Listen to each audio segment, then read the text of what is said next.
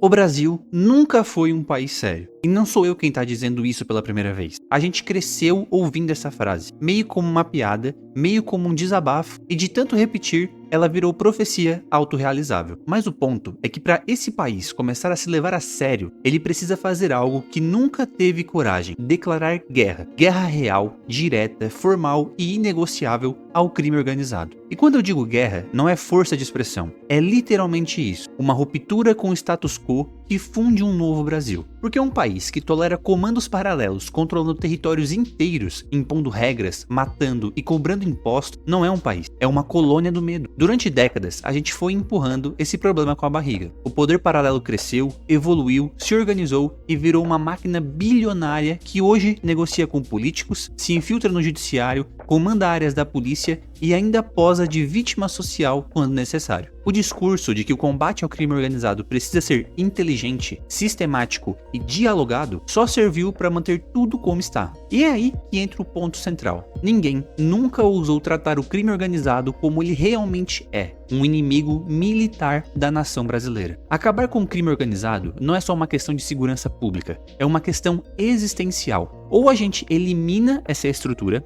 ou ela destrói qualquer possibilidade de futuro. E eu tô falando de um enfrentamento de verdade, com tudo o que isso implica: retirada de cidadania de criminosos de alta periculosidade, julgamento sobre regime de exceção, como prisioneiros de guerra, ocupação e retomada territorial, destruição da cadeia logística do tráfico, reforma do sistema penitenciário com foco em isolamento total de lideranças e, principalmente, ruptura com a mentalidade de favela romantizada que alimenta esse ecossistema. E aí você pode perguntar, mas isso não é exagero? Não, o exagero é o que a gente vive hoje. O exagero é ter bairros inteiros onde o Estado não entra, escolas dominadas pelo tráfico, crianças crescendo vendo fuzil como brinquedo, juiz decidindo sob escolta e policial tendo que pedir permissão para subir o morro. O exagero é naturalizar o absurdo. O que eu tô dizendo aqui é o contrário, é resgatar o básico, é dizer que o crime não pode mais ser tratado como sintoma social, mas como estrutura inimiga. E aqui entra o ponto mais sensível de todos: a cultura da favela. Não falo da pobreza, do sofrimento ou da solidariedade que existe entre pessoas simples. Isso é parte da humanidade e não deve ser atacado. Eu tô falando da mentalidade favelizada, da glamorização do desrespeito, da romantização do malandro, da elevação do tráfico a um símbolo de poder, da normalização da violência como estética, da empatia seletiva que poupa criminosos e acusa vítimas. Isso precisa ser desmontado. Não dá para construir um país sério com uma cultura que naturaliza o caos. A guerra contra o crime é, antes de tudo, uma guerra simbólica. É uma guerra pelo que a gente decide tolerar como sociedade. E nesse ponto, o Brasil se acovardou. A gente tolera tudo. Tolerou quando os bandidos começaram a cobrar pedágio para gás, internet e até lanche escolar. Tolerou quando eles passaram a controlar eleições dos bairros. Tolerou quando artistas, influenciadores e até políticos começaram a se referir a traficantes como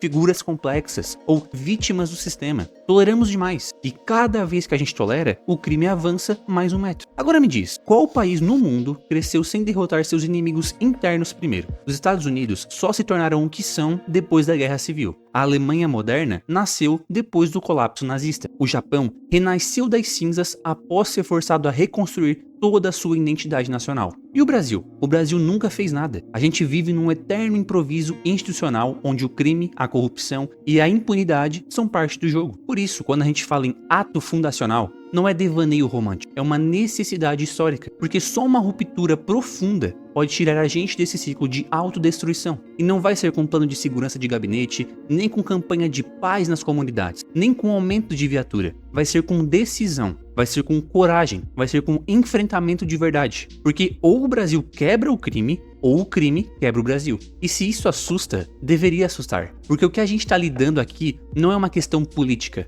é uma questão de soberania nacional. A cada dia que o Estado se omite, um pedaço do Brasil é perdido. E não adianta tentar fingir que não é com a gente, porque cedo ou tarde, essa guerra bate na nossa porta. Já bateu pra muita gente. Já bateu pra famílias que perderam filhos pra bala perdida, pra comerciantes extorquidos, pra jovens aliciados, pra comunidades inteiras onde o silêncio é regra porque a vida depende disso. E se a gente não reagir agora, quando? Tem gente que ouve isso e diz: ah, mas os direitos humanos. Ótimo ponto. vamos falar de direitos humanos. E os direitos humanos das vítimas? E os direitos humanos da criança que viu a mãe ser assassinada porque não pagou a taxa de luz pro tráfico? E o pai de família que foi assassinado por ir cobrar os traficantes porque estupraram a sua filha? E o policial que morre em emboscada e ainda é retratado como opressor por boa parte da imprensa? Quem chora por eles? Quem grita nas passeadas por esses mortos? Porque até onde eu sei, quando é bandido que apanha, aparece ONG, aparece deputado, aparece influencer. Mas quando é a população que sofre calada, aparece o quê?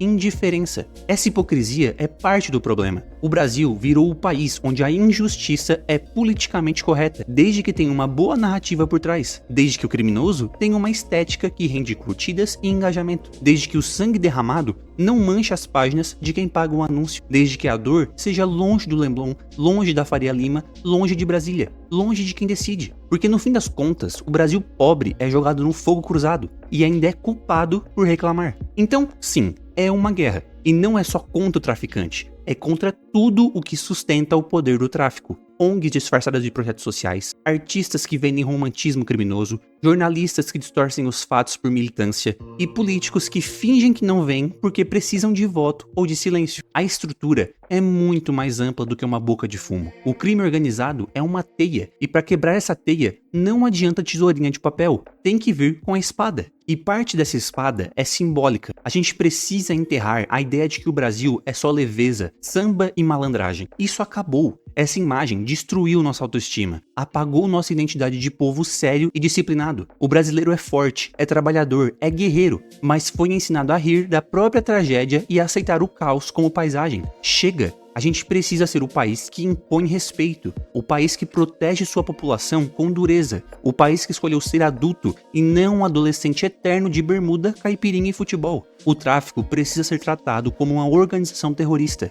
porque é isso que ele é. Ele impõe terror, domina territórios, silencia a população, desafia o Estado. E se o governo não é capaz de lidar com isso, ele deixa de ser governo. Ele vira um gestor de papel, que administra orçamento, mas não tem autoridade sobre a própria terra. E não existe soberania sem autoridade. Não existe Estado onde quem manda é o fuzil do criminoso. E não existe civilização onde a cultura do crime se torna mainstream. E olha que curioso, quando alguém fala isso, aparece sempre um especialista para dizer que a repressão é ineficaz, que o caminho é a inclusão, que o problema é social. É claro que é social. O tráfico recruta os miseráveis, esquecidos, os que foram abandonados pelo próprio país. Mas daí usar isso como desculpa para não combater o mal é como dizer que um terrorista só virou terrorista porque foi oprimido, e por isso temos que deixá-lo explodir ônibus. O que esse pessoal quer não é justiça social, é alívio de consciência. Querem parecer humanos enquanto lavam as mãos com o sangue de inocentes. Se o Brasil quiser se tornar um país sério, ele precisa se livrar de vez dessa contracultura que transforma bandido em herói e cidadão de bem em opressor. Precisa de uma ruptura, precisa de um projeto de país que diga, a partir de agora é diferente. E esse projeto só nasce da guerra, da dor, do esforço, do conflito. Porque não existe fundação sem sacrifício. A gente está preso num ciclo onde o mal vence porque o bem tem vergonha de lutar. Onde a ordem perde porque tem medo de ser chamado de fascista. Onde a justiça recua porque teme parecer dura demais. Acabar com o crime organizado é mais do que uma política de segurança. É um recomeço, é um marco, é a linha divisória entre o Brasil velho, que engole sapo, e o novo Brasil que gospe fogo. E esse novo Brasil precisa ser construído com coragem, com clareza moral, com disposição para suportar o choro dos jornais, a gritaria das ONGs, a histeria da militância. Porque quando você enfrenta o mal de verdade, você vira o vilão da história contada pelos covardes. E tudo bem, deixa chamarem do que quiserem. Fascista, truculento, linha dura.